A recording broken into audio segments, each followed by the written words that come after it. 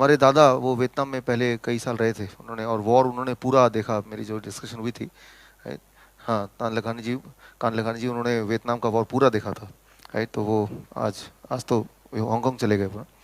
तो वॉर के दौरान अमेरिका और वियतनामीज, अमेरिका के जो लोग हैं वो हट्टे कट्टे लंबे चौड़े, और वियतनामीज छोटे छोटे पतले दुबले। तो उन्होंने इसका उसी पतले होने का और दुबले होने का, छोटे होने का, उसी को उन्होंने अपना टूल हथियार बनाया। और वो क्या करते थे, इस तरह की टनल बनाए थे। One of the tunnel, Cu Chi tunnel, 27 kilometre की लंबी टनल।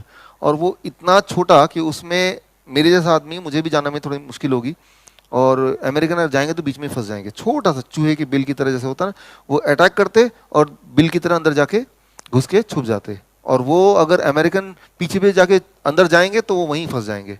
सो ये इस तरह का उनका एक पूरी स्ट्रैटेजी थी, और अमेरिकन किसी भी तरह से उन पे जीत नहीं पा रहे थे। और तब उन्होंने क्या किया, उन्होंने प्लान किया कि इनको बिल से निकालने के लिए पूरे जितने भी वहाँ पे प्लांट्स हैं, ट्रीज हैं, वो सबको अगर हम खत्म कर दें केमिकल से, तो उनको बाहर आना ही पड़ेगा।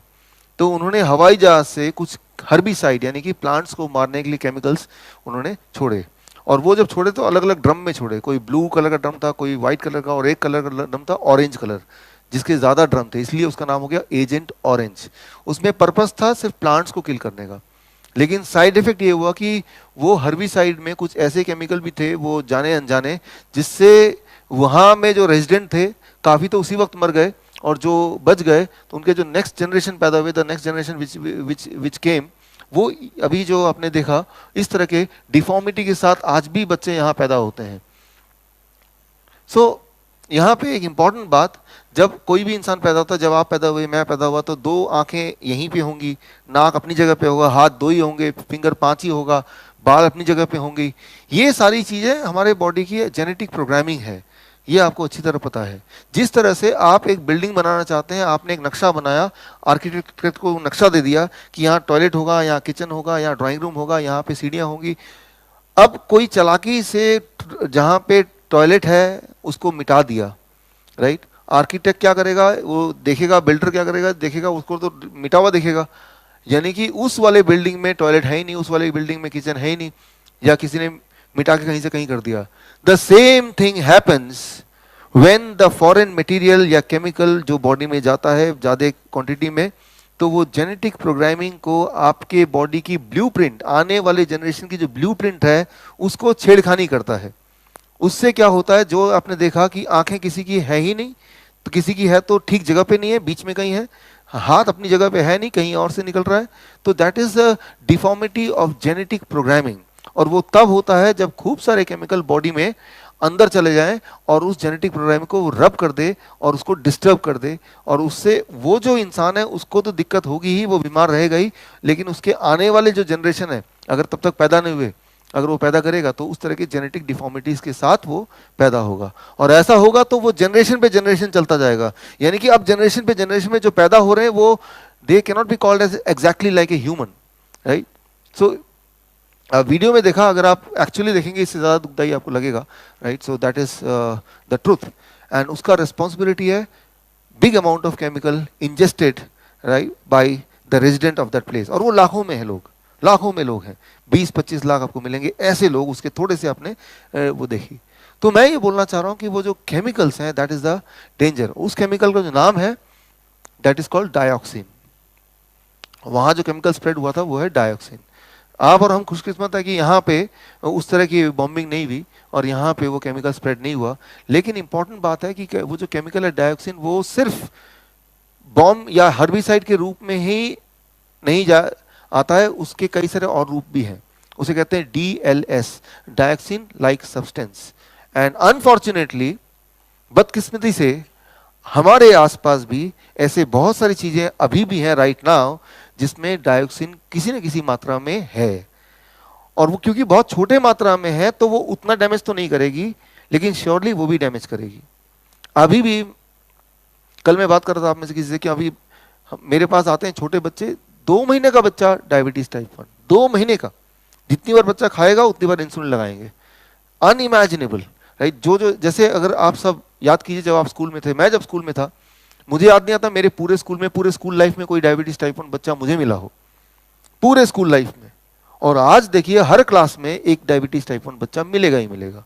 एटलीस्ट मैं तो डील करता हूं तो आई नो कि मिलता ही मिलता है। ठीक इसी तरह से ADHD, राइट, मेंटल जो प्रॉब्लम है बच्चों में, वो भी आजकल आप देखेंगे बहुत बहुत ज़्यादा कॉमन हो गया, जो कि पहले रेयरली कभी होता था। मुझे याद है मेरी पूरी स्कूलिंग लाइफ में सिर्फ एक बच्चा मुझे याद आ रहा है, जबकि आज it is very very common, right. तो ऐसा नहीं कि कुछ फर्क नहीं पड़ रहा है, सब कुछ ठीक है, चीज़ें बिगड़ रही हैं, स्पीड से नहीं बिगड़ रही हैं जो आपने देखा, लेकिन बिगड़ जरूर रही हैं, कहीं ना कहीं हॉल्ट करना पड़ेगा। तो मैं तो ये सोचता हूँ कि केमिकल का रास्ता कभी ना कभी आप देखेंगे धीरे धीरे धीरे धीरे, राइट, वो इंसान को पॉइजन्स करके खत्म करता ही है। कभी तो ये एक्सट्रीम केस में, बट हमारे इधर भी it is happening, through out the world is happening now days. आप देखेंगे, अगर आंकड़े देखेंगे कि एटलीस्ट बच्चों में बीमारियां बहुत ज़्यादा हैं, काफ़ी ज़्यादा, बहुत ज़्यादा, राइट। सो और उसका कहीं ना कहीं नोइंगली अननोइंगली जो इस तरह के DLS, डायक्सिन लाइक सब्सटेंस, तो एक चीज़ हमें करनी होगी अभी से कि ऐसा कोई भी चीज़ जिसमें डायक्सिन है किसी भी मात्रा में, उसको हमें अपने सिस्टम से हटाना है, एटलीस्ट अपने घर से हटाना है। तो कैसे पहचाने कि कोई भी कौन से सामान में डायक्सिन है? उसके लिए एक ही फॉर्मूला है, एक ही प्रिंसिपल है, उसको ध्यान से सुनिए। कोई भी खाना, कोई भी फूड आइटम जो कि मैन्युफैक्चरिंग प्रोसेस के थ्रू जाता है, राइट, जहां पे प्रोसेसिंग करनी पड़ती है फैक्ट्री में, उसका एक साइड प्रोडक्ट होता है ऑटोमेटिकली, दैट इज डायक्सिन। खास तौर पे कोई भी डेयरी प्रोडक्ट होता है, एनिमल प्रोडक्ट होता है, वो जब प्रोसेसिंग होती है, उस प्रोसेसिंग में एक साइड प्रोडक्ट अपने आप बनता है, ना चाहते हुए बनता है, जिसे हम बोलते हैं डायक्सिन या DLS, डायक्सिन लाइक सब्सटेंस, राइट। तो जब भी आप कोई भी प्रोसेस्ड खाना खा रहे हैं, आप एक किसी ना किसी फ्रैक्शन मात्रा में डायक्सिन ले ही रहे हैं। वैसे मैंने आपको बताया कि लिवर की क्वालिटी क्या है कि वो इस तरह के केमिकल को अंदर आने ही नहीं देता है, लेकिन वो कब तक अंदर नहीं आने देगा? जब तक कि उसकी कैपेसिटी उसके बस में होगी। लेकिन एक लिमिट के बाद फिर वो भी सरेंडर कर देगा और तब फ्रीली वो केमिकल आएंगे। मैं ये बोलना चाह रहा हूँ कि वो पॉइजन कभी कभार अगर आप लेते हैं तो वो आपको फर्क नहीं पड़ेगा, बिकॉज आपका बॉडी इस तरह से बनाया है कुदरत ने, नेचर ने, कि आपका बॉडी झेल सकता है। लेकिन अगर लगातार कोई चीज़ बिल्ड होती जाएगी, जैसे फॉर एग्जाम्पल सुबह उठ के रोज चाय बिस्किट, चाय बिस्किट, चाय बिस्किट, हम इतनी बार पीते हैं हमें लगता है कि इसमें ये तो ठीक ही है, actually you are ingesting dioxin, right. वो लगातार करते जाएंगे, सालों साल करते जाएंगे। Now when you come back as a cancer patient, हमारे एक बहुत ही अच्छे दोस्त थे सुभाष लखोटिया, किसी आप में से किसी ने नाम सुना उनका? टीवी में देखा, राइट। आप जरा देखिए, याद कीजिए, दिखने में बिल्कुल बहुत ही हेल्दी, राइट, एनर्जेटिक, बोलते भी थे कितनी तेजी से, बहुत ही ज़्यादा स्वभाव के। तो वो एक बार मेरे पास आए, मुलाकात हुई, राइट। तो कहा कि डॉक्टर साहब, मैंने अपनी ज़िंदगी में कभी भी शराब, चाय, तम्बाकू, बर्गर, ये सारी चीज़ें मैंने कभी नहीं खाई। हेल्थ कॉन्शियस हूँ, एक्सरसाइज करता हूँ, स्विमिंग करता हूँ, योगा करता हूँ, लेकिन मुझे कैसे कैंसर हो गया? तो मैंने उनको एक ही बात बोला, डायबिटीज एजुकेटर ध्यान से सुने, कि आप पूरे दिन में जो खाते हैं सर वो लिखिए एक बार। उन्होंने लिखा, उसमें सिर्फ एक ही चीज़ मिसिंग थी, वो था रॉ फूड। सारी चीज़ पैक्ड है, कुकड है, ब्रेड बिस्किट है, राइट, चाय है, राइट। तो इस तरह की चीज़ें, बोलते हैं हम तो हर्बल टी पीते हैं, लेकिन हर्बल टी पीते हैं तो आपको मैंने फॉर्मूला दिया था, आप घर पे हर्बल टी बनाइए, एक पैकेट का हर्बल टी मत लाइए, पीजिए herbal tea, make it at home, right. So इस तरह से मैं तो, अब वो दुनिया में नहीं है, जब वो उनको डायग्नोस हुआ था तभी मैंने बोला था उनको कि भाई what you have to do. लेकिन एक बात मैंने देखा है अपने जीवन में, देखा कि जो लोग, ऐसे लोग हैं जिनकी पहुंच दूर दूर तक, बड़े बड़े डॉक्टर तक हैं, उनकी आयु थोड़ी कमी होती है। तो थैंक यू। तो जब वो आए थे मेरे पास, उसी समय कुदरती एक और हमारे पड़ोसी थे, पड़ोसी उनके रिश्तेदार हरियाणा में रहते हैं, रोहतक में, उनको भी ब्लड कैंसर था उसी वक्त।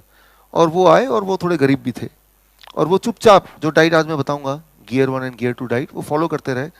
और आज के दिन he is alive, first of all, number 1, right. और आज से 6 महीने पहले उनके चोट लग गई, वो चोट ठीक नहीं हो रहा था। उनके गांव वाले सारे कि ये जो चोट लगी है और ठीक नहीं हो रहा, ये जो खाना आप खा रहे थे ना पिछले 4 साल से, उसी की वजह से है। और वो गांव वाले उठ के मेरे ऑफिस में आ गए झगड़ा करने के लिए। मैंने कहा कि आपको मुझे एक्सप्लेन करने की ज़रूरत नहीं कि ये क्या है क्या नहीं, हाँ, आप कहीं भी ले जाओ इनको, मैं तो उनको देखता भी नहीं अगर आपको लगता है कि ये ऐसे कुछ है, right. So anyway I ignore. तो फिर वो उस उनको ले गए गंगाराम में, जहाँ पहले कभी इलाज चल रहा था 4 साल पहले। और वो हेड ऑफ डिपार्टमेंट गंगाराम में, अगर आप जाएंगे, जो कैंसर के हेड ऑफ डिपार्टमेंट, वो आए, उन्होंने देखा कि आप तो वही है ना 4 साल पहले आए थे। उनका पहला सवाल था, आप जिंदा है अभी भी? और जैसे ही ऐसे बोला आप जिंदा है अभी भी, उन सबका जो कॉन्फिडेंस बढ़ गया कि कुछ ठीक ही हो रहा था अब तक, इसका मतलब, राइट। तो बोलने का मतलब ये है कि कुदरत ही जवाब दे सकती है, कुदरत ही बचा सकती है, इस बात को समझ लेना, राइट। पैसा नहीं बचा सकती। दोस्तों, कैसे आपके मुंह में जाने वाला एक एक निवाला कंट्रोल है, कैसे आपके खाने के न्यूट्रिशन को कंट्रोल किया जाता है, उस पर गामा रेज डाली जाती है कोडेक्स कोड्स के जरिए, वो इस वीडियो में आप ज़रूर देखिए। आप यहाँ क्लिक कर लीजिए।